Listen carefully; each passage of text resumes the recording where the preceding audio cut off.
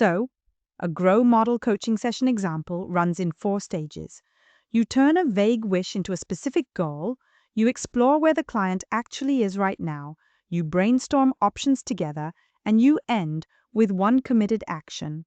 That's goal, reality, options, and will. I've run this exact structure with my own clients for years, and it's the first framework I hand to any coach who tells me they're winging their sessions. In this video, I'm going to walk you through one complete example session from start to finish with the actual questions I ask at every stage. And near the end, I'll give you the one question that predicts whether your client actually follows through, word for word. Quick bit of background so you know this isn't some random internet framework.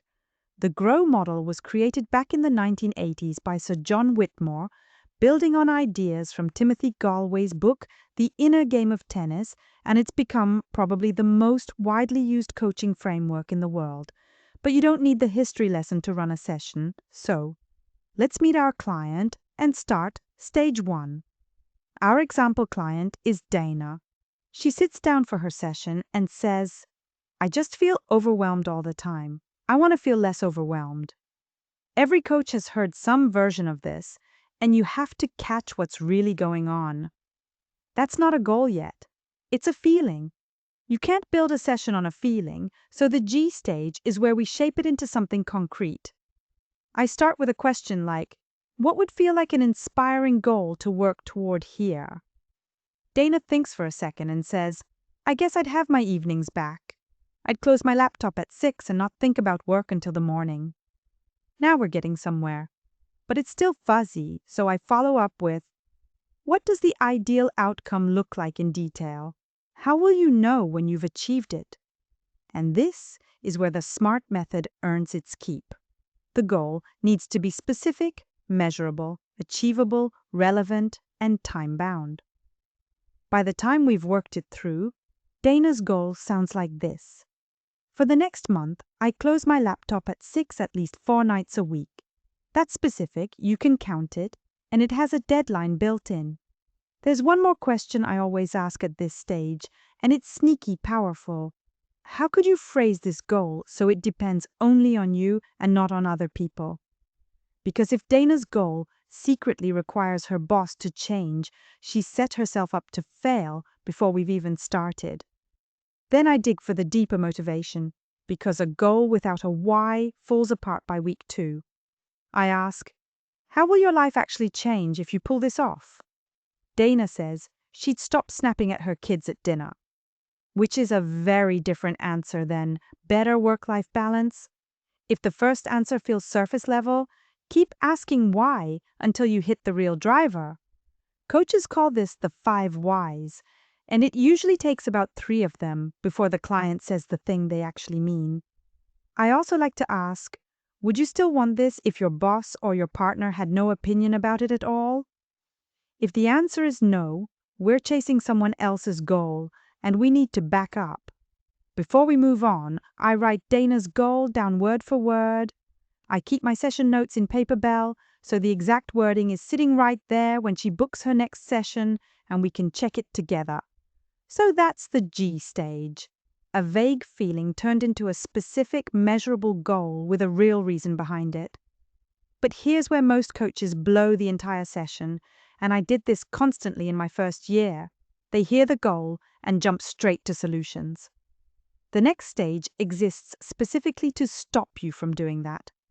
The R stage is reality, and the job here is to understand where Dana actually is before anyone suggests anything. This matters because the right approach is completely different if she's attempting this for the first time versus feeling like she's tried everything and failed. If you skip this stage, you end up recycling strategies that already didn't work, and your client quietly loses faith in you. I open with, where are you right now in relation to this goal? Then, what have you already tried? Dana tells me she tried time blocking her calendar a few months ago, and it worked for about 2 weeks before it fell apart. That's useful. But the follow-up is where the insight lives.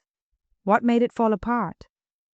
She thinks about it and says the blocks kept getting steamrolled by other people's requests.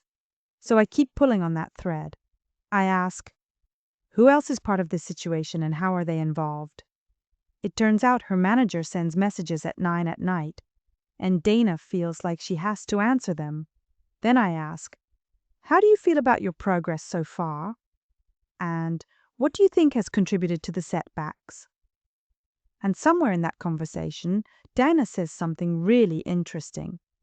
She goes quiet for a moment and then says, honestly, the problem isn't my calendar. The problem is that I can't say no. That sentence right there is worth the entire stage, because notice what just happened. I didn't diagnose her. She diagnosed herself. That's what a good reality stage does. The client hears their own situation out loud, sometimes for the first time. And now that we know the real problem, the third stage is where we turn it into a plan. The O stage stands for options, and your job here is to spark open-minded thinking, because clients default to the same 2 or 3 familiar ideas every time. I start simple. What options do you see in this situation? Dana gives me the obvious ones. Talk to her manager, set up an auto-reply after 6, batch her email twice a day. Good start. But the first ideas are almost never the best ones, so I push. Great! Now give me 5 more ways you could move toward this goal. She groans, and then the interesting stuff comes out. She could hand off the weekly report she's been doing out of habit for 2 years. She could drop the one recurring meeting where she mostly sits on mute.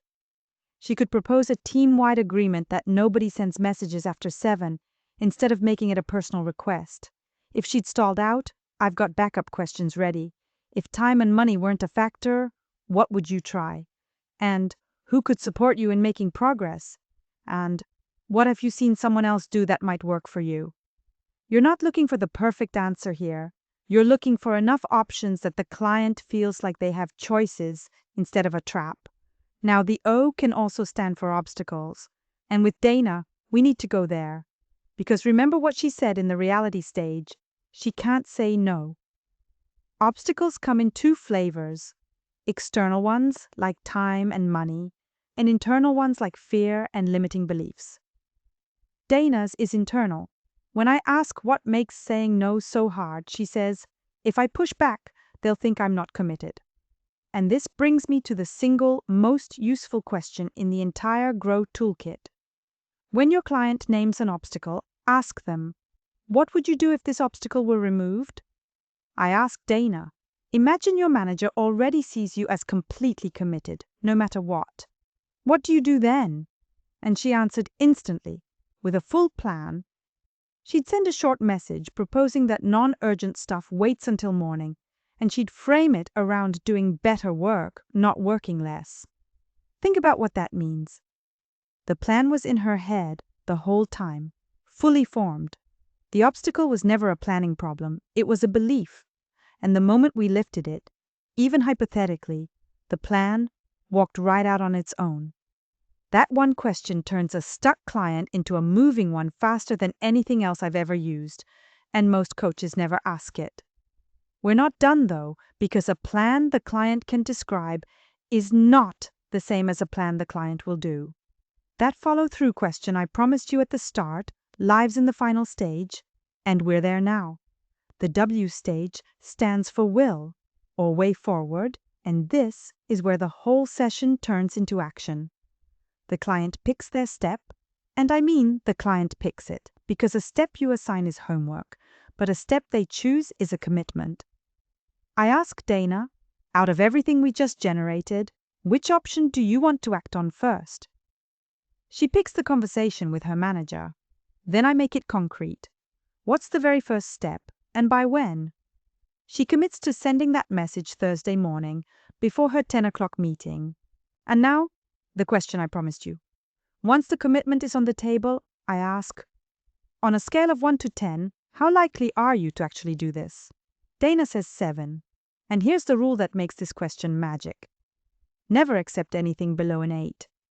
A 7 sounds fine, but a 7 is where good intentions go to die. So instead of moving on, I ask, what would make it a 9?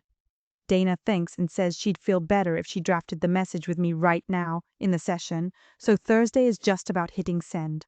So that's what we do, and her 7 becomes a 9. Watch for hesitation in their voice here too.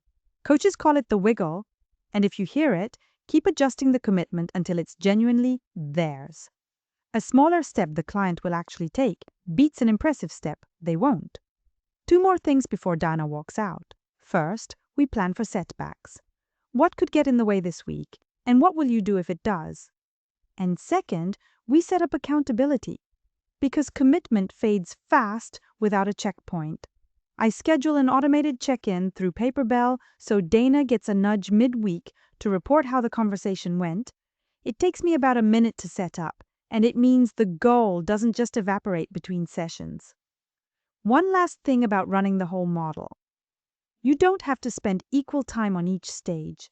Some clients need 20 minutes on the goal, and some need most of the session in options. You can even loop back. It's completely normal to revisit the goal after the reality stage reveals something new. As long as you move through the stages in order, you'll end with a clear, realistic action plan. And that's a full Grow model coaching session example, from vague overwhelm to a drafted message and a 9 out of 10 commitment. Goal, reality, options, will. The framework works because it makes the client do the thinking at every stage, and people follow through on plans they built themselves. So here's your action step. Run your very next session on this structure. Write the 4 letters down the side of your notes, keep a few of these questions in front of you, and let the model carry the session. If you want the client-facing side handled too, I run my whole practice on Paperbell. Session notes, scheduling, automated check-ins, payments, even my website. And you can try it for free. Links in the description.